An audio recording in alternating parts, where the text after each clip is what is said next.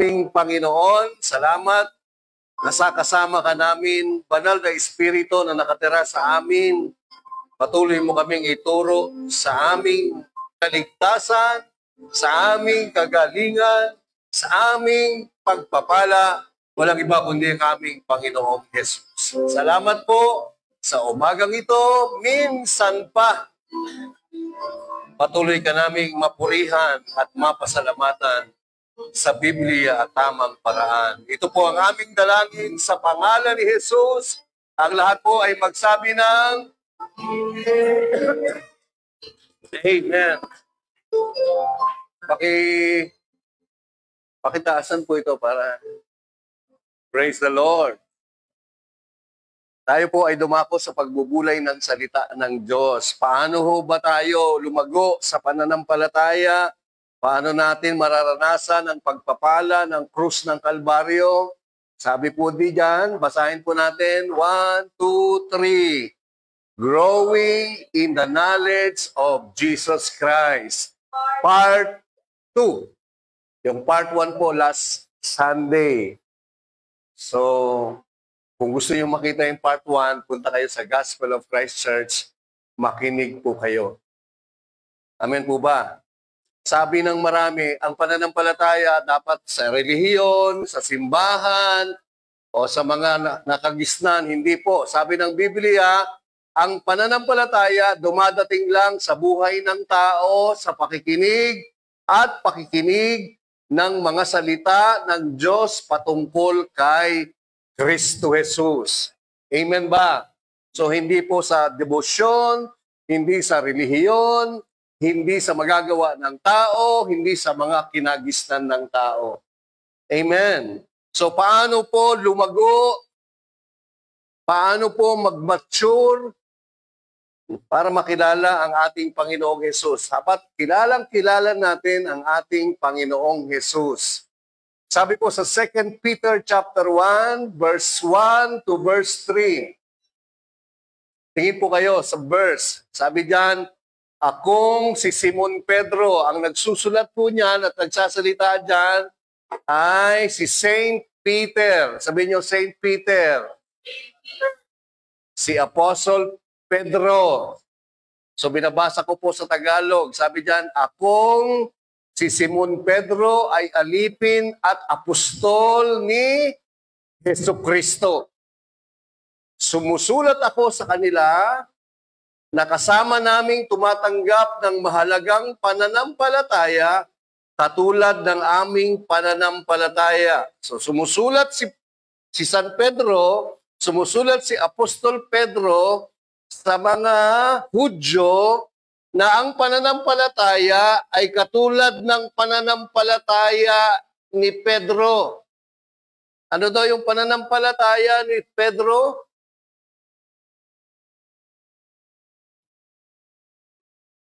Pananampalataya sa pamamagitan ng katwiran ng ating Diyos at tagapagligtas na si Jesucristo.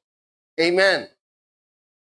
Yung katwiran, yung pagkamatuwid. Pag sinabi yung katwiran, magiging matuwid ka. Pagiging matuwid mo. So, yung pananampalataya ni Peter, sinusulatan niya yung kaparehong pananampalataya niya na ang pagiging matuwid o pagiging righteous ay galing sa Diyos sa pamamagitan ng tagapagligtas na si Jesucristo. Amen ba?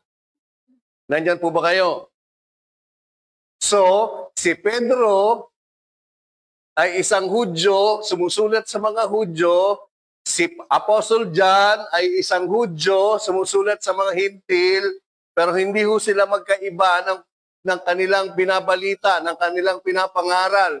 Iisang pananampalataya na katulad ng pananampalataya ni Pedro at ni Apostle John na ang pagiging matuwid o pagiging pinatawad ay sa pamamagitan ng tagapagligtas na si Jesucristo. Amen ba? O verse 2, sabi diyan, sumagana sa inyo ang biyaya, grace and peace be multiplied. Ano ho mas marami? Subtraction o addition? Ano ang mas marami? Addition o multiplication? So, sabi diyan, mag-multiplication, mag-multiply yung grace, yung peace. Ano po yung grace? Ano po yung grace? Yung kapatawaran ng kasalanan, yung kabanalan, yung katwiran. Amen ba? Sino ho yung grace? Sino ho yung katwiran natin? Sino yung kapatawaran natin? Sino yung kabanalan natin? Sino yung buhay natin? Sino yung buhay na walang hanggan natin?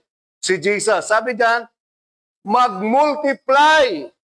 Sumagana. Sa Tagalog, sumagana. Sa English, multiply. Dumami. Dumami. Lalo mong maintindihan. At peace. Ano ho yung peace? Kapayapaan. Tingin po kayo. Ang ibig sabihin ng kapayapaan, hindi lang kapayapaan sa gera, kundi yung Diyos at ikaw hindi na magkaawa. Yung Diyos at ikaw ay pinagbati na, wala ka ng kasalanan, payapa na kayo ng Diyos. Pangalawa, ang ibig sabihin ng kapayapaan, sa Greek, Irene, sa Hebrew, Shalom. Ibig sabihin, kapayapaan sa iyong mga sakit at karamdaman. Amen ba? Kung ikaw ay may karamdaman, wala kang rest. You are always distressed, stress, compress, suppress, kasi meron kang sakit. Pag wala ka ng sakit, you are at rest. Ibig sabihin ng rest, you are at peace. Hindi ho patay. Pag sa libingan, nilalagay doon sa krus mo, pag namatay ka, nakalagay R.I.P. Rest in peace. Ito pong peace na to, peace na ang Diyos ay tatay mo na, wala ka ng problema sa Diyos, at yung katawan mo, malusog na. Amen ba? So, sumagana sa inyo yung biyaya ng kapatawaran ng kasalanan, yung biyaya na kayo'y matuwid, yung biyaya na kayo'y banal, yung biyaya na kayo'y pinatawad, yung biyaya na kayo'y may buhay at mayroon ng buhay na walang hanggan. Sumagana sa inyo. Sabihin nyo, sumagana. Sabi ko, sumagana. Sumagana. Yes. At kapayapaan. Paano daw sasagana? Tingin. In the knowledge of God, also which, or and, ang ibig sabihin ng and, which is, or even, or also of Jesus our Lord. Tingin, sumagana sa inyong biyaya at kapayapaan sa pagkakilala sa Diyos na kay Jesus na ating Panginoon. Amen. So, ang ibig sabihin sa Greek, knowledge, galing po sa Gregong salita, epignosis. Maraming mga Kristiyano, masyado nang mababaw ang pagkakaintindi sa Diyos. Para ba yung Diyos ay isa na lang pasyalan? Ay, gusto ko mag-church, mamasyal ako. Ganun na lang yung Diyos sa kanila. Para ba yung Diyos ay isa na lang isang lugar na pwede mo puntahan, paminsan-minsan, makapag-outing. Nandiyan mo ba kayo? Hindi po. Ang Diyos po ay napaka-super-duper na pagpapala sa atin. So, ibig sabihin ng knowledge, epignosis. Ibig sabihin, precise, thorough, proper, correct, perfect. O, sabayan nyo ako. Sabihin nyo, precise, thorough, proper, correct, perfect. Na pagkakilala sa Diyos. Yun ay ang ating Panginoong Jesus. Amen.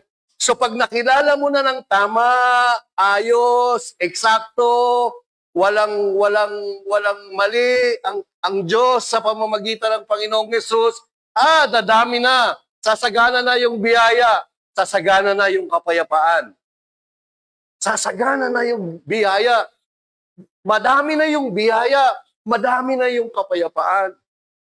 Amen. So, importante, lalo natin makilala yung Diyos. Para makilala mo yung Diyos, makilala mo si Jesus. Pag nakita mo si Jesus, makikilala mo yung Diyos. Amen.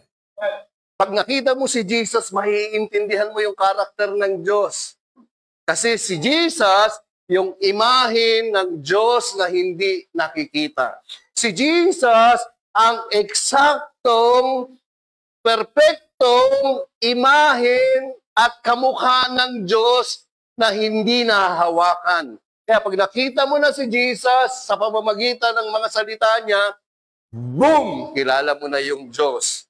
At pag nakilala mo na yung Diyos sa pamamagitan ni Jesus, at ano meron ka kay Jesus, ano yung nagawa ni Jesus, ano yung natapos ni Jesus para sa'yo, knowledge, epignosis, madami na yung biyaya. Sabihin nyo, marami ng biyaya. At marami ng kapayapaan. Amen. Yan po ang kailangan ng bawat tao sa buong mundo. Amen po ba? O tingin, verse 3. Ayon sa kanyang kapangyarihan, sa kapangyarihan ng Diyos, na si Jesus Christ, ipinagkaloob sa atin ng Diyos ang lahat sa English, given. Pag sinabi yung given, binigay na. Binigay na ang kapatawaran. Binigay na yung katwiran. Binigay na yung buhay. Binigay na yung buhay na walang hanggan. That is grace. Binigay na yung kagalingan. That is peace. Binigay na. So ano na lang yung sekreto para maintindihan mo yan at lagi mong mararanasan? Tingin. Ayon sa kanyang kapangyarihan, ipinagkaloob sa atin ng Diyos ang lahat ng bagay na nauukol sa buhay at sa pagkamakadiyos sa pamamagitan ng pagkakilala sa Kanya na tumatawag sa atin sa pamamagitan ng kaluwalhatian at kapangyarihan. Tingnan niyo po sa English. Knowledge. Ang ibig sabihin, epignosis. Tingin po kayo sa akin. Ganyan po mag-aral ng Biblia. Hindi po nandiyan kayo, nakapikit kayo, at gusto nyo lang i-inspire kayo. Mamaya-maya, i-inspire kayo, dumidilat yung mata niya, inspire kayo kante, tapos dumidilat yung isa, balik yung isa tulog, inspire kayo. Ganun lang? Hindi po, kailangan yung maintindihan. Lahat ng dugo ninyo, lahat ng ugat ninyo, lahat ng bahagi ng katawan nyo, loob at labas, dapat naiintindihan kung anong meron kayo sa Panginoong Hesus. Amen. So lahat yan, yung sagana ng grace and peace, ma-materialize lang yan, naiintindihan nyo, nandiyan na yan sa loob nyo, by the knowledge. Pag nakilala nyo ng lubos-lubusan ang ating Panginoong Hesus. Amen ba? Hindi lang yan. Sabi ni Pablo, ito po sabi ni Saint Paul, yun po ang sabi ni San Pedro, ito po ang sabi ni San Pablo. Dahil dito, patuloy din akong nagpapasalamat para sa inyo at binabanggit ko kayo sa aking mga panalangin, sabi ni Pablo. Pinagpipray ko kayo, kayong mga taga-Epeso, kayong mga Kristiyano, kayong mga born again sa Epeso, na lagi akong nananalangin, lagi akong nagpapasalamat, binabanggit ko kayo sa panalangin ko. Ano na yung panalangin ni San Pablo? Dumadalangin ako sa Diyos na ating Panginoong Hesukristo, ang Ama ng kaluwalhatian, na ipagkaloob niya sa inyo ang espiritu ng karunungan at kapahayagan sa pamamagitan ng in the knowledge of Him. Epignosis. Grabe po ito. Pag nakilala mo ng tama, eksakto, perfecto, correct, si Jesus, sino si Jesus, anong ginawa ni Jesus, anong tinapos ni Jesus, anong natapos ni Jesus para sa iyo at sa buhay mo, pag naiintindihan mo na to. Kaya ipinagkaloob sa atin ang espiritu ng karunungan at kapahayagan para lalo nating maintindihan Sino yung Diyos? Ano yung ginawa ng Diyos? Tama, eksakto, correct. Amen ba? Verse 18. Dinadalangin kong maliwanagan ang inyong mga mata, ang inyong mga isipan. Para alin? Upang malaman ninyo kung ano ang pag-asa ng kanyang pagtawag at kung ano ang yaman ng kaluwalhatian ng kanyang pamana sa mga banal. Tingnan niyo po, that you may know. Sabihin niyo, that I may know. Para malaman ko, maintindihan ko, bumukas ang mga spiritual na mata ko kung ano ang meron ako kay Jesus. Kung ano ang meron at ano tinapos ni Jesus para sa akin. Akala ng maraming born again, para maranasan mo ang lahat ng pagpapala ni Jesus, manampalataya ka sa Kanya, tapos gawin mo ito, gawin mo ito, gawin mo ito, gawin mo ito. Nako, mararanasan mo ang grace and peace. Hindi ho, kailangan mo lang malaman. Amen ba? Kailangan mong malaman. So kung hindi pa ho yan enough, sabi huli ni St. Paul sa Colossians chapter 1, verse 9 to verse 10, dahil din naman dito, tingnan niyo po ito, iba ho yung church, yung simbahan na sinasabihan ni San Pedro, iba ho yung simbahan ng Epeso, iba yung simbahan ng Coloso o Colossian.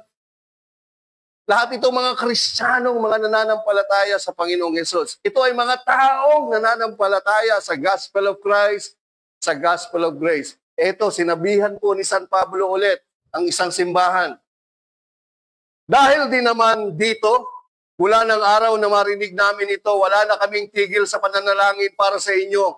Hinihiling namin na kayo'y mapuspos. Mapuspos ng alin? Basa!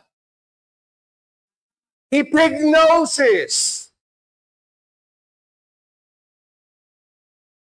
Gusto ko, pinadalangin ko, na kayo, mga Christian o mga born again sa Colossian o sa Coloso, mapuspos kayo ng tamang kaalaman, eksaktong kaalaman, purong kaalaman, perpektong kaalaman, patungkol sa Diyos sa pamamagitan ng Panginoong Hesus. Amen. Hindi ko basta tayo ay Christian o born again. Ano born again? Paano ka na born again? Nag-pray ako, nanampalataya ako kay Jesus. Tapos na. Yun na lang ang alam mo. Hindi mo na naintindihan ano si Jesus, sino si Jesus, ano mayroon ka kay Jesus, ano tinapos si Jesus. Sapagat lahat ng ginawa, tinapos si Jesus, nasa iyo yan, dapat maranasan mo, maranasan ng asawa mo, maranasan ng nanay mo, maranasan ng tita mo, maranasan ng anak mo, maranasan ng mga apo mo. Pag hindi nyo nararanasan yan, ibig sabihin, wala pa kayong knowledge. Wala pa kayong kaalaman. Ang alam nyo lang, sumampalataya kayo kay Jesus. Amen po ba? Nandyan po ba kayo? Hindi ko ay marinig. Bakit daw? Bakit daw? Para malaman mo, ito ay upang mamuhay kayong karapat-dapat sa Panginoong Hesus. Ano pong mamuhay? Magiging mabait ka? Magiging banal ka? Hindi po. Upang kayo'y mamuhay ng karapat-dapat. Alin? Na yung biyaya ng Diyos madaming-madami sa buhay nyo. Na yung kapayapaan ng Diyos madaming-madami. Paano mabuhay ng payapa? Ikaw ay laging, kahit dumadanas ka ng mga sintomas ng sakit, hindi ka ginugupo ng sakit. Amen po ba? Ito ay upang mamuhay kayong karapat-dapat. Ano po ang dapat na kapamumuhay na meron kang Jesus? Kahit na maraming sintomas ng sakit, hindi ka namamatay o bumabagsak at ginugupo ng sakit. Yun po ang buhay na karapat-dapat. Paano po mamuhay ng karapat-dapat? Na ikaw alam mo, kahit madami kang pagkukulang, ikaw ay pinatawad, ikaw ay banal, ikaw ay matuwid, ikaw ay may buhay na walang hanggan. Amen. Tingnan niyo po ito. Upang kayo'y mabuhay na karapat-dapat sa Panginoon sa buong kaluguran at upang kayo'y mamunga sa bawat gawang mabuti at lumalago sa knowledge. Sabihin nyo, epignosis. Habang lumalago kayo sa pagkakilala kay Jesus. Eksakto, tama, perpektong pagkakilala kay Jesus. Grabe, mamubuhay kayong karapat-dapat. Sasagana yung grace. Sasagana yung peace. Ba? 60 years old ka na, hindi ka mukhang 60 years old, mukha ka lang 59.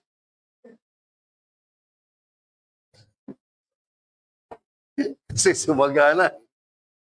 Amen. Pag hindi masagana yung knowledge na yan, 40 ka, mukha kang 70 years old. Pero Christian yan, ha? Born again yan. 45, mukhang 75. Kasi, amen ba? Nandiyan po ba kayo? Kaya mahalaga yun. Mahalaga yun. Tingnan niyo po. That you may walk worthy of the Lord, fully pleasing Him, being fruitful in every good work, and increasing, which is increasing in epignosis. Amen. Amen ba? So, tatlo na yon. Ito pa isa. Kaya mahalaga po yung lagi kayong nag-aaral, nagme-meditate, nagsisimba, tinuturuan kayo para maintindihan nyo, para lumawak ang inyong pagkaunawa sa Panginoong Yesus, kilalang-kilala nyo na siya. So marami ng grace, marami ng peace, kaysa hinahanap nyo yan kung saan-saan. Masusupungan lang yan kay Jesus. Tingnan nyo po. Siya na bumaba ay siya ring umakyat. Sino yan? Si Jesus na bumaba para mamatay, ilibing, pagkatapos nabuhay na magmuli, siya ring umakyat sa itaas ng lahat ng mga langit upang kanyang puspusin ang lahat ng mga bagay. That's Jesus Christ. Verse 11, ibinigay niya na maging mga apostol ang ilan. Ang ilan ay maging mga propeta. Ang ilan ay maging mga mangangaral ng ebanghelyo. Ang ilan ay maging mga pastor at mga guro. Nung siya'y bumaba, kinuha at binayaran ng ating kasalanan, pinako sa krus, nilibing, namatay, pagkatapos ng 3 araw, nabuhay na magmuli. Nung siya'y nabuhay na magmuli, binigay niya yung mga apostol. Sa English, apostles, prophets, evangelists, pastors, and teachers. Saan yan binigay? Tingin po kayo sa akin. Binigay yan sa simbahan. Sino nagbigay? He Himself. Jesus, the resurrected one. Ito ay upang maging handa ang mga saints. Sino yung saints? Sino yung saints? Sino yung mga banal? Tingnan niyo yung sarili niyo. Tapos tingnan niyo yung katabi niyo. Yan ang mga banal. Mukha bang banal? Kahit hindi mukhang banal. Sa Diyos, banal yan. Santo yan. Tingin. Makinig. Tingin po, tingin. Binigay po yung apostol, evangelista, propeta, pastor, teacher. Tingin po sa verse. Ito ay upang maging handa ang mga katulad nyo at katulad ko para sa gawaing paglilingkod, para sa ikatitibay ng katawan ni Kristo, ikalalakas, ikatitibay ng simbahan, ikatitibay, ikalalakas ng bawat isa. Hindi po kayo sanay sa Tagalog. Kaya tinatagalog ko kasi kala nyo sanay tayo sa English, hindi naman natin naiintindihan. Puro hangin lang yung utak natin. Para ikalalakas ng bawat Kristyan, ng simbahan. Oh, tingin, ito ay hanggang sa maabot nating lahat ang pagkakaisa ng pananampalataya. O, tingin po kayo sa akin. Kaya binigay ni Jesus siya nung nabuhay siya na magbuli. Binigay niya yung pastor, evangelista, propeta, teacher, apostol, para turuan tayong lahat. Turuan tayong lahat. Ituro tayo lahat kay Jesus para dumating tayo na isa na lang yung pananampalataya natin. Nagkakaisa na tayo sa pananampalataya. Para lahat ng tao nagkakaisa na lang sa isang pananampalataya. Sino po yung pananampalataya? Nagkakaisa na lang tayo, si Jesus na lang. The knowledge of Jesus na lang. Amen. Till we all come to the unity of the faith and of the knowledge, epignosis of the Son of God. Amen po ba? Kapag yung lahat ng simbahan, sinabi nila, magkaisa tayo, kahit iba-iba tayo, iba-iba persuasion natin, there is unity in diversity. Wala akong unity in diversity. Kapag hindi tayo united, ang kaligtasan natin si Jesus. Pag hindi si Jesus, ang ating kabanalan, ang ating katwiran, ang ating kagalingan, ang ating kapatawaran, ang ating buhay na walang hanggan, pag hindi si Jesus at hindi sa Gospel of Christ, sa Gospel of Grace, wala po tayong pagkakaisa. Pag dumating na tayo, perfecto na yung kaalaman natin. Eksakto na yung kaalaman natin. Na si Jesus na lang ang lahat. Dahil kay Jesus lang. Nagkakaisa na tayo. Yan na ang totoo. Tayo ay mga, sabi diyan, sa pananampalataya at ang kaalaman sa anak ng Diyos, hanggang sa tayo ay maging sakdal. Hanggang sa tayo ay lumaki sa pinakasukat ng kataas-taasan ng kapuspusan ni Kristo. Na wala na yung buong pagkatao natin, yung buong isip natin. Ang ating isip, ang ating hatching, ang ating hininga, ang ating kahit ano pang tumulo dyan, Jesus na lang. Perfect na ang pagkakaintindi mo sa Diyos. Perfect na ang pagkakilala mo sa Diyos. Amen ba? Ang lahat ng hikab, lahat ng hatching, lahat ng kilos, puro Jesus na lang. Jesus na lang. Wow! United na tayo. Pag ganyan na, baka dumating na si Lord. Diba? Iba-iba pa eh. Kami kay Apostol. Kami kay Bishop. Sas. Kami sa grupong ito. Asas. Magkaisa-isa tayo kahit iba-iba mga nguso natin, iba-iba mga hugis natin, basta tayo importante magkaisa-isa tayo. Hindi yun ang tinuturo ng Biblia. Ang tinuturo ng Biblia, magkaisa tayo kay Jesus. Kay Jesus na lang. Si Jesus na lang ang focus. Wala nang iba.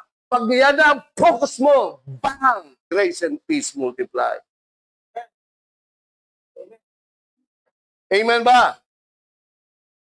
Sa dami ng sinabi ko, baka hindi nyo pa naiintindihan niya. Sa dami ng pinapaliwanag sa atin ng salita. Bakit kaya? Bakit kaya? O, tingin. That we should. Tingnan niyo po, ang Biblia po, konteksto, may kwento siya. Huwag mong ikwento, maraming pastor, pag nagkuha ng verse sa Biblia, kukuha ng verse, tapos nagkikwento ng sariling kwento. Gumagawa ng mga kwento. Kwentong klotsero, kwentong kengkoy. May sariling kwento yung Bible. Yung Bible, ang ikwento mo, wag yung sarili mong haka-haka. Bakit daw kailangan yan? Pag nagkaisa na tayo kay Jesus, perfect na, eksakto na, tama na yung pagkakilala mo kay Jesus. Bakit daw? Okay na okay ka na. O tingin. Kaya maraming Christian, hindi basta-basta magiging worker kayo. Hindi nyo nga kilala si Jesus, hindi nyo nga alam kung anong meron kayo kay Jesus, at gusto nyo maging worker sa simbahan. O, tingin. Tingin po kayo sa verse. That's verse 14. Verse 15. Para anin? O, ito basa. Basahin niyo yung kulay green. 1, 2, 3. Ito ay upang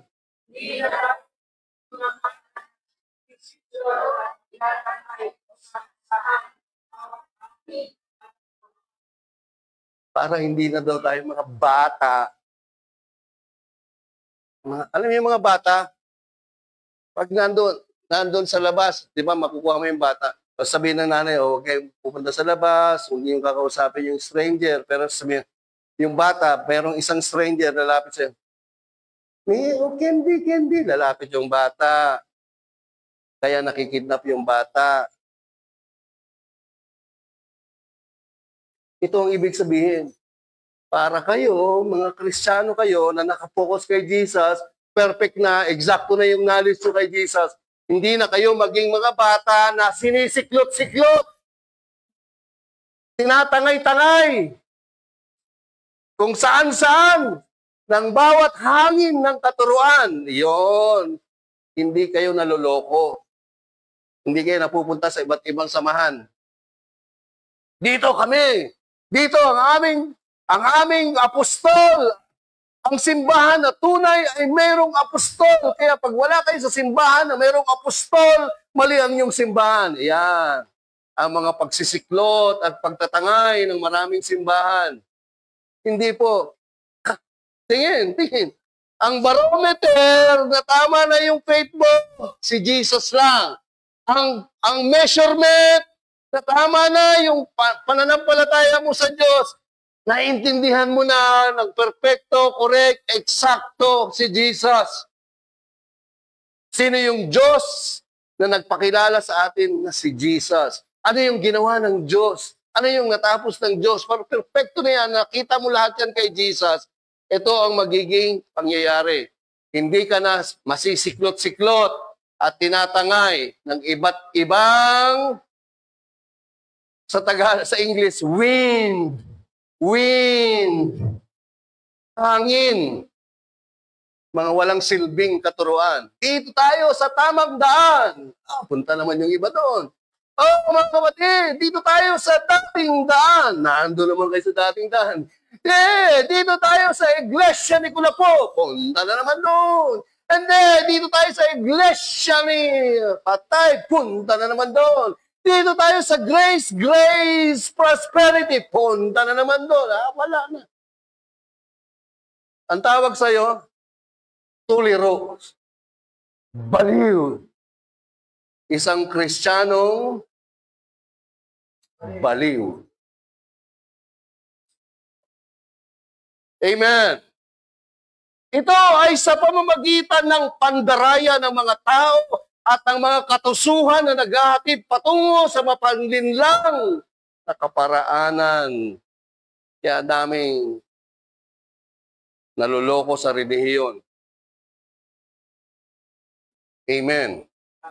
Nandyan po ba kayo? Sasabihin nila, pag mas marami, yun ang tama. Hindi. Mas marami, baka maraming baliw. Amen ba? Madaming lumalapit kay Jesus, madaming kasama si Jesus. Pero nung sinabi ni Jesus, pag sino mang uminom ng aking dugo at kumain ng aking laman, ako, sabi mo, ako, ibang turo na to. Ano kami, mga kanibal? Naglayuan na lahat. Madaming disciple ni Jesus lumayo. Actually, 12 na lang yung naiwan. Yung isa, binenta pa siya. At sabi niya, lalayo pa ba kayo? Kayo, gusto niyo lumayo din sa akin. Sabi ni Pedro, Lord, hindi naman. Alam naman namin sa iyo yung buhay. Nasa iyo ang buhay at ikaw ang may hawak ng buhay. Peter, masyado ka naman. Chip-chip ka naman, Peter. Nandyan po ba kayo? Para hindi na kayo malayo. Amen ba? Ano ang susi? Balikan ko ulit, ha? Isa na lang, ito lang. knowledge. Amen. Kasi pag wala kayong perfect, exactong knowledge ni Lord, dito nagsimba kayo isa. Doon sa kabila, dalawa. Doon sa kaibigan nyo, tatlo. Doon iba-iba naririnig nyo. Naririnig nyo, sasabihin na naman kayo dito, Pastor, okay, Jesus na! Doon, dito tayo. Dito naman. Kaya wala, baliw. Christian na baliw kayo. Litong-lito, tulirong-tuliro. Hindi nyo alam kung saan kayo. Amen. Hallelujah.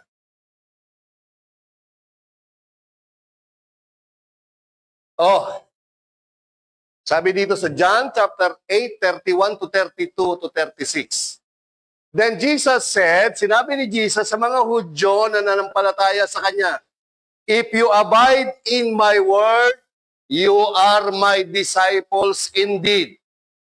And you shall know, basa, kulay pula, the truth, and the truth shall make you free. Sabi sa Tagalog, sabi ni Jesus sa mga Hudyo na naniniwala sa Kanya, kung kayo ay magpapatuloy sa aking mga salita, totoo nga, kayo ay aking mga estudyante, disciples, maturyon. Totoo nga. At malalaman niyo yung katotohanan, at yung katotohanan magpapalaya sa inyo. Verse 36, therefore, if, basa, the Son makes you free, you shall be free indeed. What is the truth? The truth is the Son. The truth is the Son that will make you free. If you know, if you believe the Son, if you know Christ, if you believe Christ, you know the truth, and you will be made free. Amen. You ay lalaya. Yung truth at yung Son is a person. The truth is a person. Sabihin nyo, persona. Sabi ni Jesus sa John chapter 1 verse 14, yung salita ay nagkatawang tao, punong-puno ng katotohanan at biyaya. The Word became flesh and dwelt among us, full of grace, which is the truth. Amen. Amen po ba? So the truth that will set you free is Christ. Ang magpapalaya sa inyo sa sakit, sa karamdaman, sa kasalanan. At yun ay walang iba kundi ang ating Panginoong Yesus. Pag alam nyo yan, hindi ko kayo madilito. Hindi kayo masisiklot.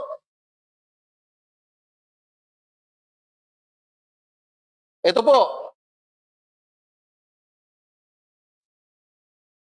Sabi dito, this is the testimony. Ito ang patotoo na binigyan tayo ng Diyos ng buhay na walang hanggan. Tingin, lahat ng sumasampalataya kay Jesus ngayon. O tingin, dyan.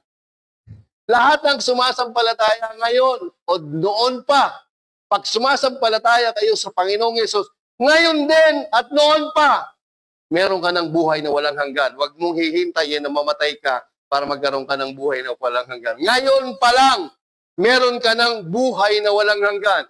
At ito ang patotoo, binigyan tayo ng Diyos ng buhay na walang hanggan. Binigyan na tayo o bibigyan pa lang? Sa English, this is the testimony that God has given us. Given. Ibig sabihin sa Tagalog, binigyan na tayo. Binigyan na tayo ng Diyos. Bibigyan pa lang o binigyan na? O sabihin mo, mayroon ka ng ako ay mayroon ng buhay na walang hanggan. Yung mga tao, bibigyan pa lang. Maraming tao, magkakaroon pa lang. Maswerte ka. Pag alam mo na yung knowledge, epignosis patungkol kay Jesus at anong tinapos ni Jesus, alaman mo na ikaw ay mayroon ng buhay na walang hanggan. O, tingin. At ito ang patotoo, binigyan tayo ng Diyos ng buhay na walang hanggan. At ang buhay na ito na walang hanggan ay nasa kanyang anak. This is the testimony that God has given you eternal life. And this eternal life is in Christ Jesus. Wow! Sinong gustong buhay na walang hanggan?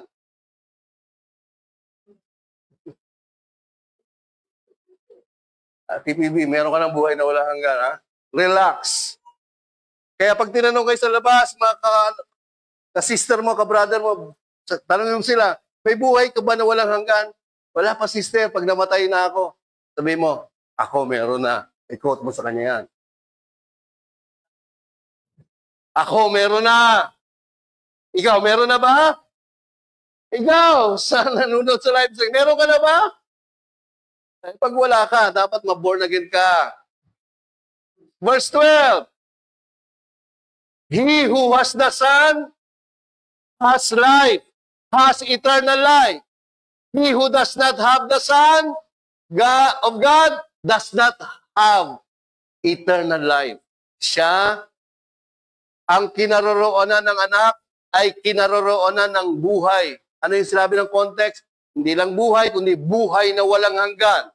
Siya na hindi kinaroroonan ng anak ng Diyos ay hindi kinaroroonan ng buhay o ng buhay na walang hanggan. Pag wala sa iyo si Jesus, pag hindi ka nananampalataya kay Jesus, wala kang buhay na walang hanggan. Amen. Pag hindi ka nananampalataya sa gospel of Christ, sa gospel of grace, His death, burial, and resurrection, wala kang katwiran, wala kang kapatawaran, wala kang kabanalan, wala kang buhay na walang hanggan. Pero pag nananampalataya ka kay Jesus, meron kang buhay na walang hanggan. Amen. So kung meron kang buhay na walang hanggan, hindi ka na mamamatay. May buhay ka na walang hanggan eh. Pag pumikit yung mata mo, natutulog ka lang. Kasi meron ka ng buhay na walang hanggan. Pag wala sa iyo si Jesus, pag pikit ng mata mo, patay ka at patay ka forever.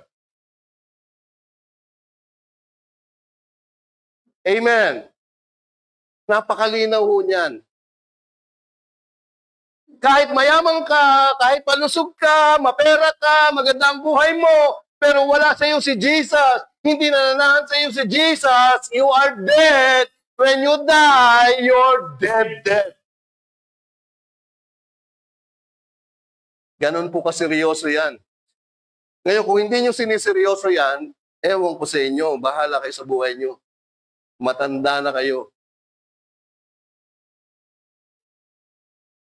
Amen. Tingnan nyo ha, I'm preaching to you in context. Pag sinabi yung context, ganyan pinapaliwanag yung Bible. Hindi kumukuha yung isang pastor, yung isang bishop, yung isang apostol, tapos nagsasalita na ng mga balat kayo, alamat dito. Tapos biglang ipapasok, kaya mga kapatid, tandaan mo, pagpabalay ka, may patas-taas pa.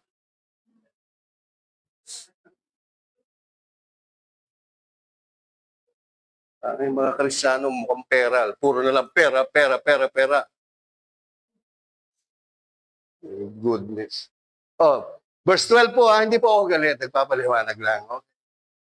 Verse 12. Tingnan nyo ang verse 13.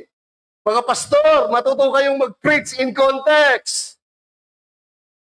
Hindi yung daldal kayo ng daldal na. Verse 13. Tingnan nyo. Isinulat ko ang mga bagay na ito. Ha? Sabi ni San Juan. Ito yung sineselebrate sa San Juan, di ba? Anong sineselebrate nila sa San Juan? Pag araw ng San Juan, naka-spooting ka, pag binasa ka, huwag kang magre-reklamo kasi araw ni San Juan. Talokohan. Yun ba tinuturo ni San Juan? Pagbasahan kayo tuwing araw ko. Hindi, tinuturo ni San Juan. Kung kinaroroonan ka ni Jesus, meron kang buhay na walang hanggan. Tinuturo ni San Juan. Sabi niya, sinusulat ko ang mga bagay na ito sa inyo na sumasampalataya. Tingin po kayo sa akin. Sumasampalataya ba kayo? Oh, sinasabi ni San Juan, these things I have written to you, you believers. Sabi niyo, kapigin niyo ito, sabi niyo, are you believer? Or are you unbeliever? Are you believer? Oh, sabi ni Saint John, I write this to you. I have written this to you. Who is the believer in the name of the Son of God? That you may know that you have eternal life and that you may continue to believe in the name of the Son of God. Who is that? Jesus. Christian, may buhay ka na walang hanggan.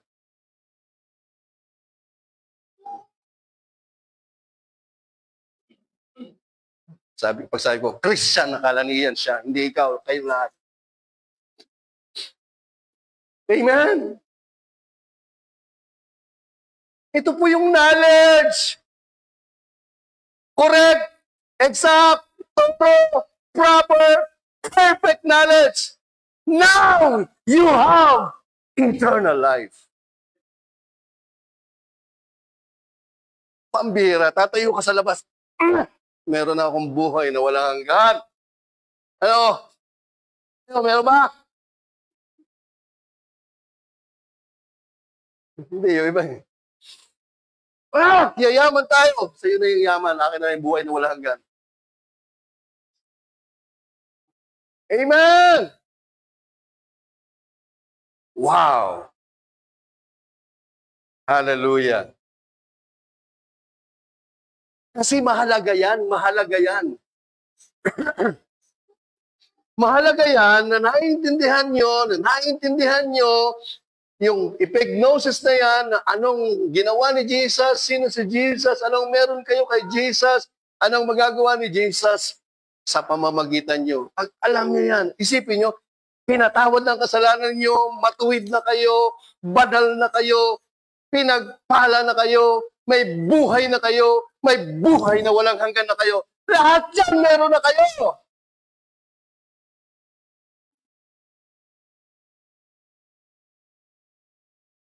Wow. Tapos kayo, pupunta ako sa church, para alin? Para magkaroon ko grace, para kayong peace. You see, you lack knowledge. You really lack knowledge. Tapos, yung mga apostol, yung mga teacher, sinisiklot-siklot kayo. Hindi kayo tinuturo kay Jesus. Hindi tinuturo na kumpleto na kayo kay Jesus. Hindi tinuturo na meron na kayong lahat kay Jesus. Para bang pinapaalam sa inyo na kulang kayo. Kaya nasisiklot-siklot kayo sa mga bulaang nagtuturo. Amen ba? Kasi pag hindi nyo alam yan, tinan nyo po ito. Sabi ni Jesus, tingin, sabi ni Jesus, huwag niyong isipin na kayo ay isusumpa ko o pararatangan ko o i-judge ko. Ang ibig sabihin ng accuse sa Greek, kategoreo. Ibig sabihin, someone is accusing you or judging you. Sabi ni Jesus, huwag niyong isipin na kayo ay i-judge ko, i-condemn ko sa Father. Hindi tayo pwedeng husgahan ni Jesus. Hindi tayo pwedeng i-condemn ni Jesus. Kasi lahat ng husga at condemnation ng kasalanan natin, kinuhang lahat ni Jesus. Sabi ni Jesus, huwag niyong isipin, i-condemn ko kayo, husgahan ko kayo. Sa inyong mga kamalian, sa inyong mga kasalanan. Sa Ama. Kundi, there is one who accuses you. Sino daw? Sino daw mag-accuse sa atin? Si Moses. Pampira kang Moses. Pag sinabi hong, there is someone who accuses you, Moses, ang ibig sabihin, the law. Because the law is the knowledge of sin. The law is the one Moses wrote. Sabi niya, in whom you trust. Sinasabi niya yan sa mga Hudyo. Verse 46, for if you believe Moses, dalawa po yung sinulat ni Moses. Sinulat ni Moses yung mga kautusan at ang mga revelation patungkol, mga shadow patungkol kay Jesus. If you believe Moses, you would believe me. For Moses wrote about me. But if you do not believe his writings, how will you believe my words? Amen. So dalawa yung sinulat ni Moses. Yung isa, para ikaw ay i-condemn, i-accuse, paratangan. That's the law. Merong sinulat si Moses na patungkol at ang revelation na walang iba kundi si Jesus. O, tingnan niyo po ito. Yan po yung pinaniniwalaan ng mga Hudyo, yung mga sinulat ni Moses that will accuse you. The law. O, tingnan niyo po ito, ha?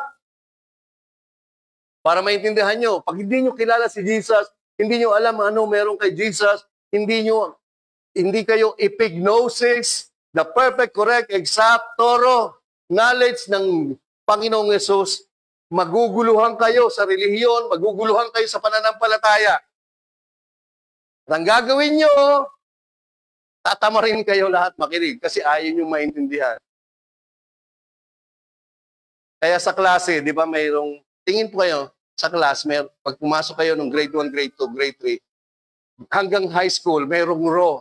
Di ba mga row? Row 1, row 2, row 3, row 4. Ang alam natin, yung mga row 1, yung mga magagaling. Kasi yung talaga, sumusulat, umiintindi. Yung mga row 4, yung mga tulog-tulog, dadaldalan ng dadalan. Kasi hindi umiintindi. Naintindihan niyo mo ba? Hindi ko kayo sinasabing gano'n. Yung sinasabi ko lang, papaliwanag lang. Tingnan niyo po ito. They brought him, so itong mga Pharisees, sabi niyo Pharisees. Pag sinabi hong Pharisees, ang kanilang religion, nagmamalaki sila sa kautusan ni Moses. Okay? Comprende? Naiintindihan niyo? Do you understand me? Are you sure? So dinala ng mga Pariseo, mga pastor, mga ministro, mga pari, ng panahon ni Jesus na ang tinuturo nila ay ang Moses who will accuse you. The law. So dinala nila yung bulag na pinagaling ni Jesus. Bulag pinagaling ni Jesus. Now it was a Sabbath. Sabihin nyo, Sabbath. Sa kanila, sa kautusan nila, kailangan magsimba ka sa araw ng Sabbath. Sa 10 utos, di ba? Yung Sabbath nila, Sabado. Hello. Sabbath.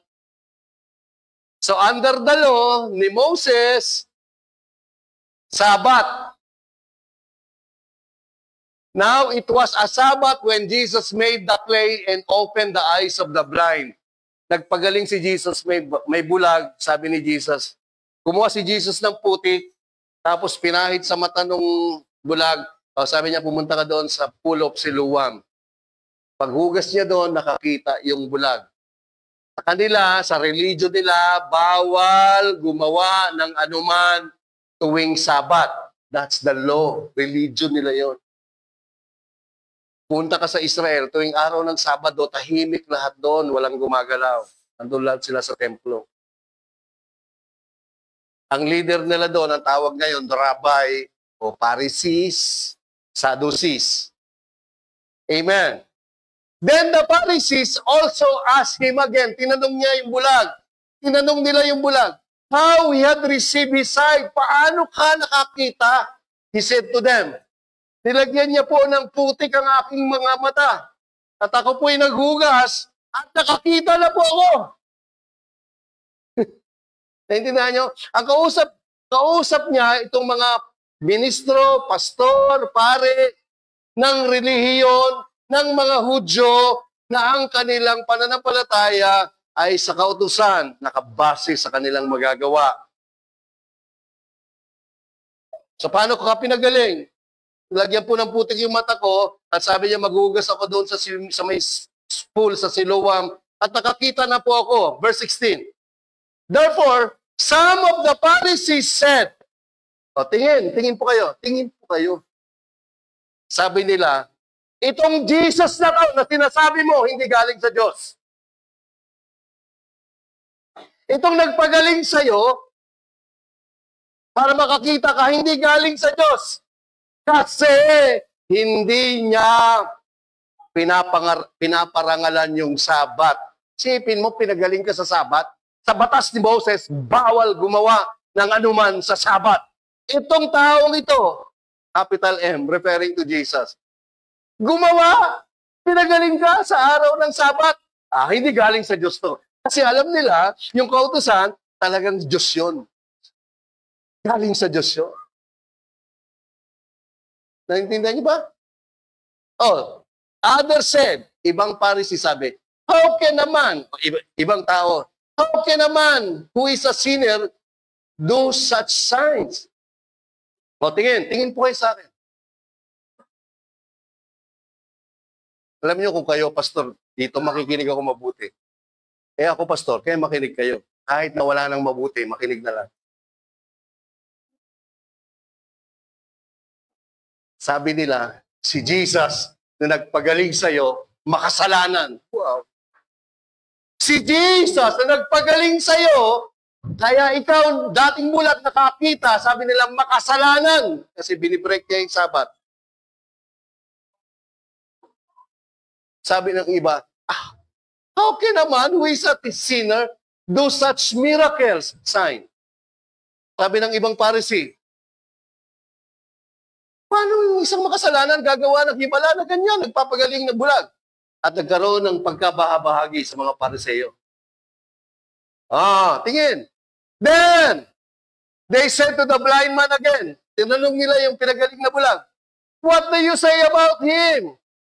Dahil pinagaling ka niya sa iyong mga mata. Sabi ng dating bulag, siya ay isang propeta. Tinan niyo po ito Tinan niyo yung development ng revelation ng pinagaling na bulag. Para sa akin, siya ay isang propeta. Verse 18. Tinan niyo yung kwento. But the Jews, yung mga Pharisee, hindi naniwala concerning him.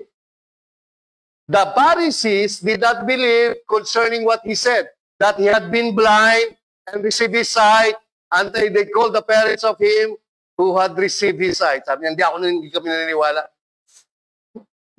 Tawagin niyo yung magulang nito. So tinawag nila yung magulang ng bulag na pinagaling. Tinanong nila, and they asked them, anak mo ba to? Pinanganak ba tong bulag? Paano siya nakakita? Sumagot ang magulang ng bulag na pinagaling ni Jesus. His parents answered and said, we know this is our son, and he was born blind.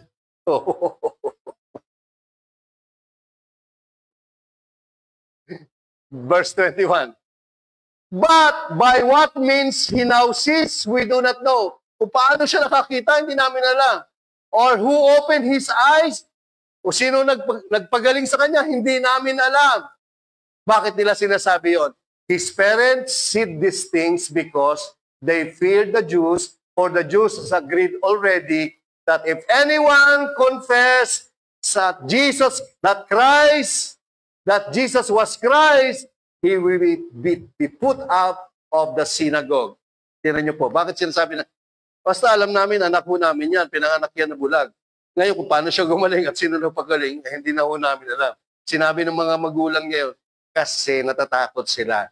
Kasi sabi ng mga pare, pastor, ministro, pag may nagsabing si Jesus yung Mesayas, si Jesus yung tagapagligtas, tanggalin natin sa relihiyon natin. Kaya natatakot yung mga magulang.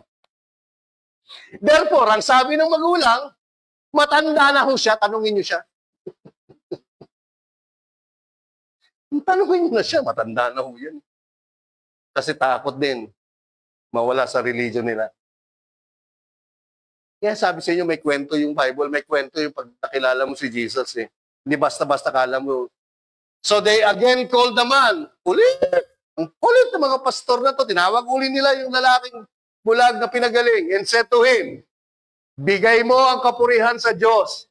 We know that si Jesus ay sinner. Grabe. Why? Kasi Jesus, gumawa siya ng himala sa Sabat. Hindi nila alam, Sabat is a person. When you see Jesus, He is the Sabat. He is the rest. Siya yung kapahingahan. Siya yung Sabat. Eh dahil nakatingin sila sa kautusan, kaya ang tingin nila kay Jesus ay isang pambihira. Paano mo tatawagin naman yung tagapagligtas na makasalanan? Si Jesus yung forgiveness. So if you claim Jesus is your forgiveness, you are a sinner, come on. Because anong tinititigan mo? Anong katuruan meron ka sa utak mo? Amen. Jesus, Jesus. Si Jesus yung katwiran, si Jesus yung kabanalan, si Jesus yung kaligtasan, si Jesus yung buhay, si Jesus yung buhay na walang hanggan. Ano yan? Kasi ang alam mong paraan, kailangan magganto ka. Kailangan magganto ka para maranasan mo ang mga yan. Kaya ang tawag mo sa grace, tawag mo sa gospel, sinner. Yung mga nasa grace na yan. Yung mga nasa gospel of Christ na yan. They are, tawag kay Jesus. Because those people who said that, they are under the law.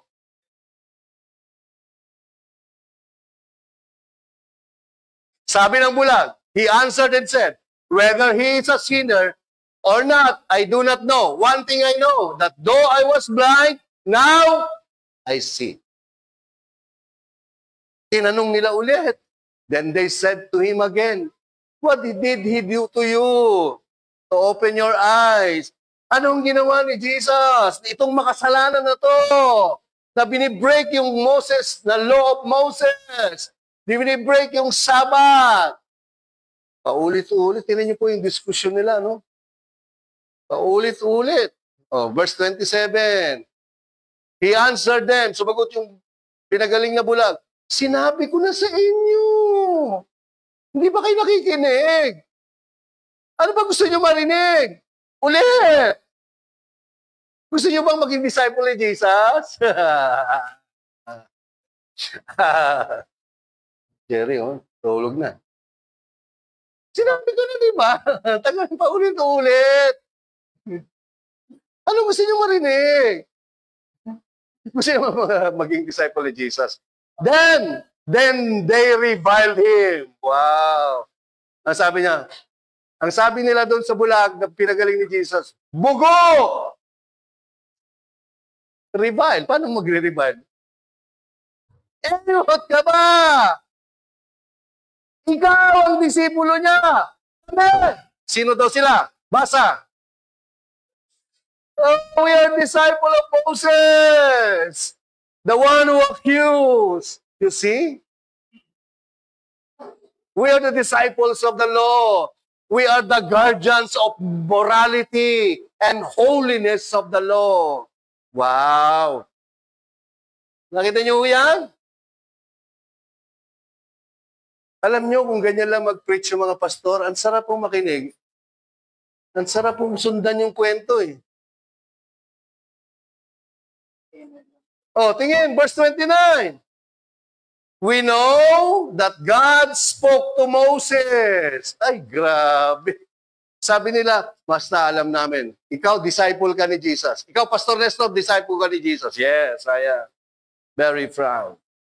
But ikaw, Pastor, disciple ka ni Moses. Congratulations. Sabi niya, we know that God spoke to Moses. As for this fellow, sabi niya, itong stranghero na to, itong taong to na sinasabi mo na si Jesus, hindi namin alam kung saan siya galing. Tingnan niyo po, pinaratangan nila si Jesus. Si Jesus, hindi namin kilala yan, hindi namin alam kung saan siya galing. Si Jesus, makasalanan yan. Hindi yan galing sa Diyos. Isipin niya, yung gospel of grace, hindi yan galing sa Diyos. Yung gospel of Christ, hindi yan galing sa Diyos. Ang kailangan ngayon ay relasyon. Ano relasyon? Dapat ganun kayo ng Diyos. Ganun na. Yung, my goodness. Hindi ho relihiyon ang kailangan ng tao. Ang kailangan ng tao ay relasyon. Dapat daw ganun kayo ni Lord. Ano yung ganun ni Lord? Hindi nila sinasabing, ang kailangan nyo ay gospel of Christ. If you stand on this, as I stand on this, you are saved. And this is the gospel, that Christ died according to the Scripture, that He was risen according to the Scripture. That's the gospel. Anong relation? Ang kailangan ngayon ay relasyon. Hindi ho ang kailangan ngayon ay gospel of Christ. I am not ashamed of the gospel of Christ, for this is, hindi ho, relation. For this is the power of God unto salvation. First to the Jews, and then to the Gentile. Ngayon ang pinalalabas, hindi relihiyon ang kailangan, kundi ang kailangan natin ay relationship. Gen Z relationship. Verse 30. Ganyan ho talaga, pag gusto nyo mag-Bible study, talagang iinatin nyo lahat ang gusto nyong inatin para maintindihan nyo lang ang Panginoon. The man answered and said to them, why this is a marvelous thing that you do not know where he is from, yet he has opened my eyes. Hindi nyo alam saan siya galing. Kayong mga religious leader. Now we know that God does not hear sinners. But if anyone is a worshiper of God and does His will, He hears him. Since the world began, nagsasalita ho yung bulag na pinagaling. It has been unheard that anyone opened the eyes of one who was born blind. Mula pang lalangin ng mundo. Mula pang lalangin yung mundo. Wala pa sa record na merong bulag. Pinagaling. Basahin niyo yung Bible. Pero nung bumaba yung Diyos, in the person of Christ, bang! Nakita nila. Meron ng bulag na pinagaling. Kaya after the resurrection, yung himala ng healing of the blind, tsaka mga lumpo, natural na lang sa mga nananampalataya kay Jesus. Verse 33. Tama ng kwento, di ba? Tingin. If this man were not from God, he could do nothing. Kung itong taong to na sinasabi niyong makasalanan, kung itong taong to na sinasabi niyong hindi niyo kilala, kung taong to na hindi galing sa Diyos, kung hindi siya galing sa Diyos, wala siyang magagawa. They answered and said to him, ikaw talaga, anak ka ng kasalanan, you were born in sin. At gusto mo, and are you teaching us? Tinuturuan mo kami?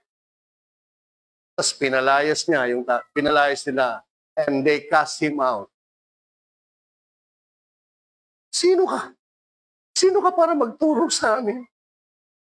Umayos ka nga sa harapan namin. Hindi mo ba alam na kami mga Pharisee, bishop, apostol, ikaw simpleng pastor lang nagtuturo, at hindi na sinasabi mo yung gospel ay hindi prosperity. Yes! Sinasabi ni Pastor Nestor. But you're saying that prosperity is the gospel. I'm saying the gospel is not prosperity.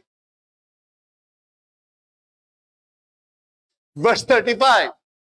Narinig ni Jesus that they had cast him out. Pinalayas nila. Lumayas ka sa harapan namin. Nunca. Sir Bergwensa, who are you? Sabi nila, you are born in sin. Tinuturuan mo kami? Nunca! Yeah! Yabang na mga pastor. Narinig ni Jesus, pinalayas siya. And when Jesus found him, he said to him, babasa, para naman kayo ay hindi antukin. At tinuturuan nyo na si Aritea sa kanyang alphabet. Basahin niyo po. Kulay green.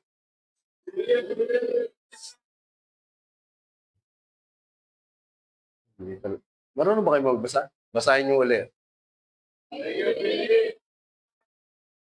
Yun. Do you believe in the Son of God? Yan. Naniniwala ka ba sa anak ng Diyos? Naniniwala ka ba sa Diyos? Because yung the Son of God is a terminology that God became man. Yung pagbaba ng Diyos bilang tao, you call Him the Son of God. The descent of God into humanity, you call Him Son of God. Do you believe the Son of God? He answered and said, Who is He, Lord? Noong una, yung discussion, sino ba siya sa'yo? Sabi niya, siya po ay propeta. Pinagaling siya ni Jesus, di ba? Tapos, nung pinalayas na siya ng mga Pariseo, narinig ni Jesus, nilapitan siya. Naniniwala ka ba sa anak ng Diyos? Sino ho siya, Panginoon? Para maniwala ako sa Kanya. Sino siya, Panginoon? Sino yung Diyos, Panginoon? Sino itong anak ng Diyos, Panginoon? And Jesus said to him, basa, 1, 2, 3.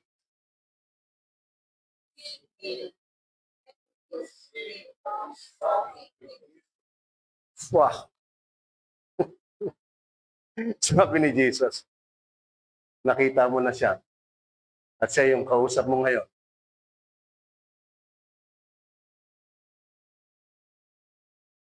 Then he said, Lord, I believe. Lord, I believe. Nandyan po ba kayo? Nandyan po ba kayo? Haba ng kwento na to. Ganyan po magbasa ng Bible, ganyan po mag-preach. Hindi yung kinakat-kat nyo, tapos pinapaliwalag nyo sa sarili nyong paliwanag. And Jesus said, kaharap yung mga Pariseo, For judgment I have come into the world that those who do not see may see. Kaharap yung pinagaling niyang bulag. Ito yung judgment, kaya ako dumating sa mundo. Para yung mga hindi nakakakita, makakita. At para yung mga nakakakita ay manatiling bulag. Oh, sumagot yung mga Pariseo. Then some of the Pharisees who were with him heard these words. Ha? Siyempre, inaak ko po, tingin po kayo. Ha? Siyempre, yung mga Pharisee mayabang yun, di ba? Ha? Hindi, wala nga sila. Tawagan nila kay Jesus makasalanan eh. Kung ang tawag mo sa isang makasalanan, ano? Ganun ba? Ha? Ganun? Sigay! Ha? Ano sinasabi mo? Bulag di kami? Ganon. Binibigyan ko lang. Hindi ako galit. Binibigyan ko lang. Kasi, then some of the Pharisees who were with him heard these words and said to him, Are we blind also?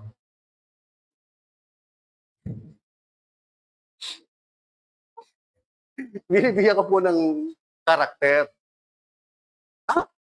Ano sinasabi mo? Sabi mo, kaya ako pumunta rito sa mundo para malaman ng mga bulag.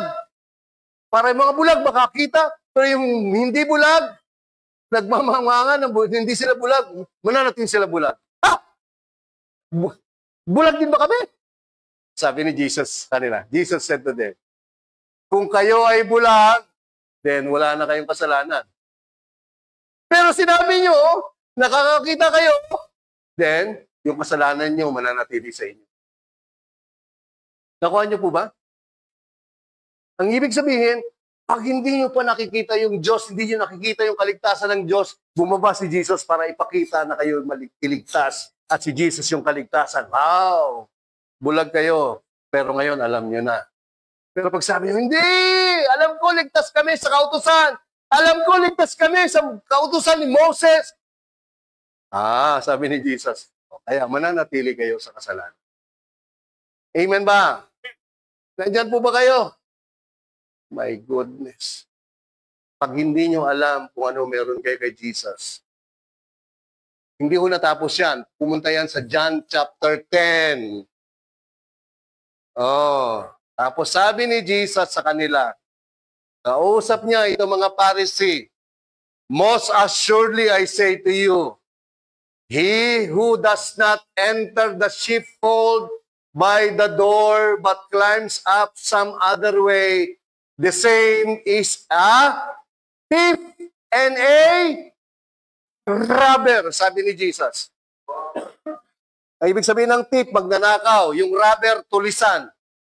Sabi niya, ang hindi pumapasok sa pintuan, doon sa kawan, pag ang isang tao ay hindi pumapasok sa pintuan at umaakyat, hindi mismo sa pintuan pumapasok, yung mga taong yon ay mga magnanakaw at tulisan. Pero yung pumapasok sa pintuan, yun ang shepherd. Yun ang totoong pastol. Tingin po kayo. Ang kausap ni Jesus, mga Pharisee, sinusulat niya ni Jesus sa Hudyo, kanila ang buhay po nila, buhay nila magsasaka. Kaya naiintindihan nila. Magpagsasaka. Kaya ang mga example ni Jesus, pintuan ng kulungan at pastol ng mga tupa. So, sinabi ni Jesus, sino man ang papasok sa pintuan, yun yung totoong pastol ng tupa. Yung to him, the doorkeeper opens and the sheep hear his voice, and he calls his own sheep by name and leads them out. And when he brings out his own sheep, he goes before them, and the sheep follow him, for they know his voice. Yet they will by no means follow, basa, strangers, but will flee from him, for they do not know the voice of strangers. Tingnan niyo po dito. Door, sheep. Door, shepherd, sheep. Thief, robbers, strangers. Jesus used this illustration, but they did not understand the things which he spoke to them. Yung mga kausap niya, yung kausap niya sa chapter 9, yung Pharisees. Hindi na naintindihan si Jesus. So, pinaliwanag ni Jesus. Then Jesus said to them again, most assuredly I say to you, basa. Sino yung door? Sino yung pintuan ng mga tupa? Si Jesus. Hindi iglesia ni Kristo.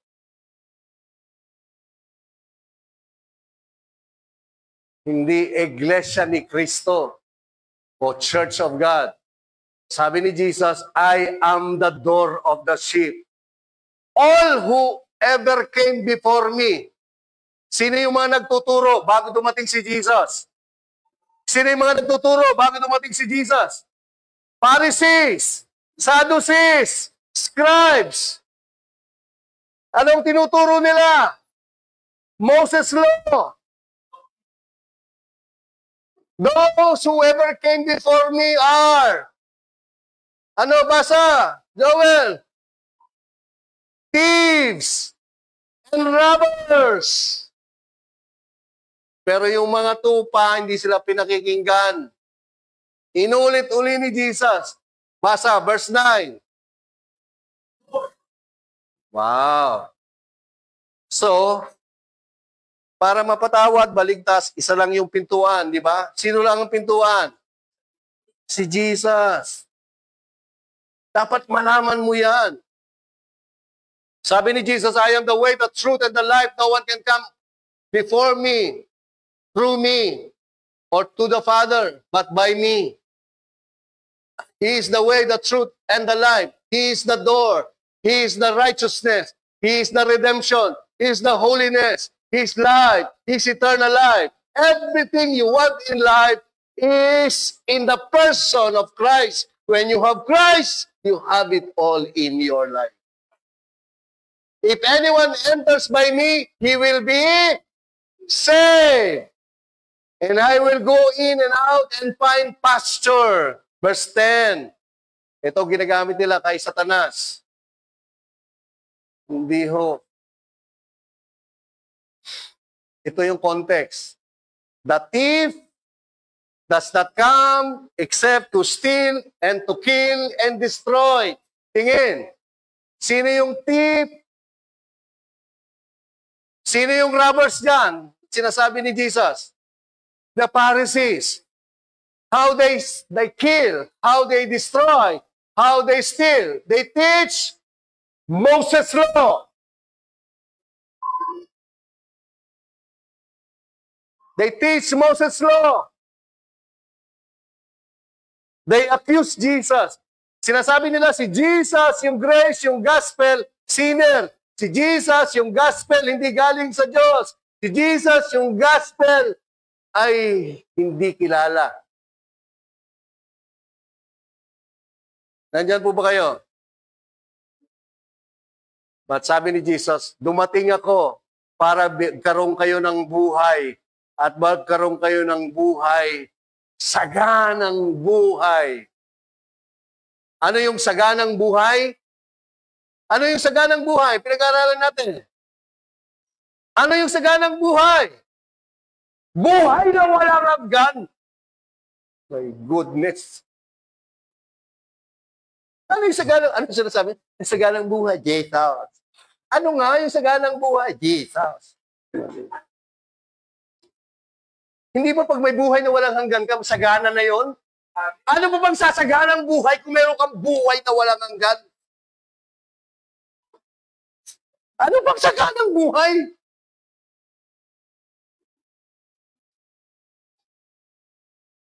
Kanina pa tayo nagtuturo dito.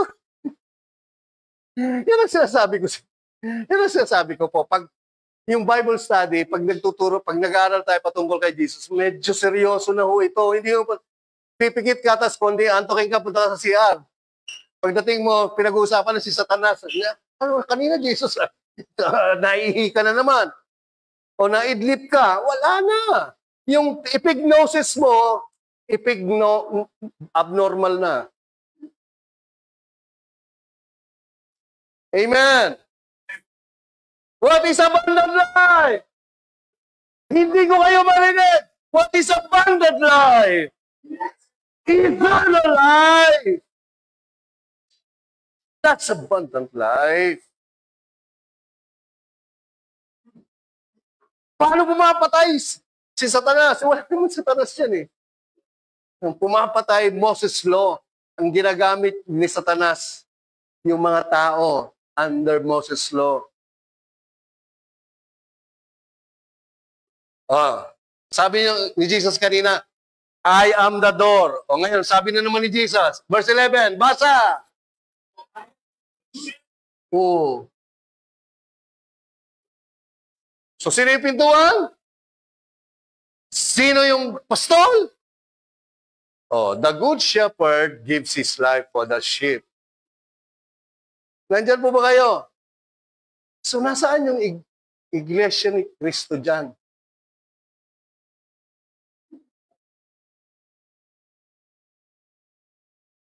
Pag pumasok ka sa kawan, binagdi pa yung kawan.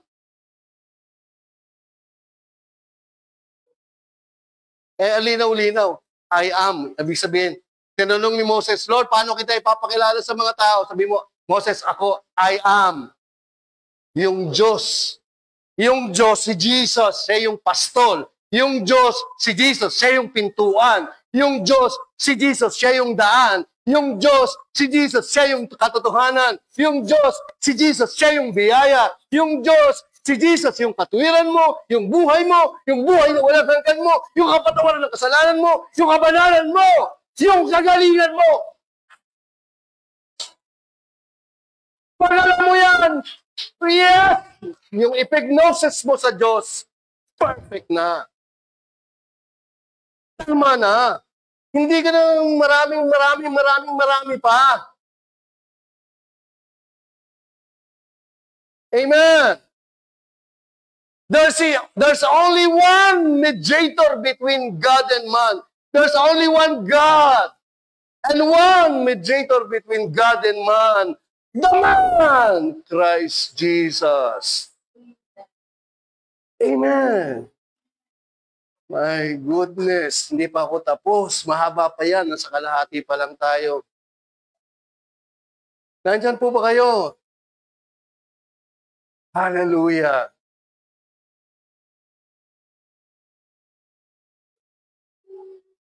So, ikakat ko na dito. Ituloy na lang natin next Sunday kasi wala na ho akong oras. Amen ba? Everything you need in life is inside you. The moment you believe in Christ, everything is deposited in your spirit. All you have to do is to know it. You grow in knowing it. You grow in finding it by the teaching of the apostles, by the teaching of the pastors, teacher, prophets, that you may grow in the knowledge of the Son of God, that you may be perfect. Amen ba? Palakpan natin ang ating Panginoong Yesus. Mga kapatid, si Jesus. Kaya hindi natin kinakahiya ang mabuting balita ng kaligtasan na pasusumpungan kay Hesus Kristo, sapagkat ito ang kapangyarihan ng Diyos sa ikaliligtas ng lahat ng tao. Una sa mga Hudyo, pangalawa sa ating mga Hintil. Amen ba? Tayo po ay manalangin. Dinideklara ko sa araw na ito ang inyong kaligtasan sa pamamagitan ng pananampalataya. Hindi sa anumang relasyon, kundi sa pananampalataya sa Diyos na nagkatawang tao. Pinako sa krus na matay. Pagkatapos na 3 araw ay nabuhay na magmuli. Iyan ang kapatawaran ng kasalanan. Iyan ang kaligtasan. Dinideklara ko ang kagalingan sa lahat ng katawan na may simptomas ng sakit. Dinideklara ko na kayo'y magaling na, malakas na, matatag na. Dinideklara ko, hindi lang buhay ay meron kayo. Kay Jesus, ang buhay na abundant ay buhay na walang hanggan. Buhay that you will have ngayon, throughout eternity and beyond, because Christ is your life and your abundant life. He is your eternal life. I declare life, eternal life in your life. In Jesus' name. At dinideklara ko na lagi niyong hanapin ang halaman, ang karunungan patungkol kay Hesus Kristo. Dito sa GCC at maging sa aming mga kaibigan sa live streaming na ito, dinideklara ko ang pagpapalang yan sa inyong mga buhay. Sa pangalan ni Jesus, sa pangalan ni Jesus. Kung kayo po ay malapit sa aming lugar, dito po sa Gospel of Christ Church, inaanyayahan namin kayong dumalo. Ang aming pong address ay number 25 Avocado Street, dito po sa Concepcion 1. Kung kayo ay malapit dito, inaanyayahan ko na dumalo kayo. Makinig po kayo sa live streaming na ito. I-share nyo ito sa inyong mga magulang, sa inyong mga kapag-anak, para lalo kayong mapagpala ng ating Panginoong Yesus. Maraming salamat! Kayong lahat ay pinagpala ng Panginoong Yesus. Ito ang aming dalangin. Sa pangalan ni Jesus, ang lahat ay magsabi ng Amen and Amen.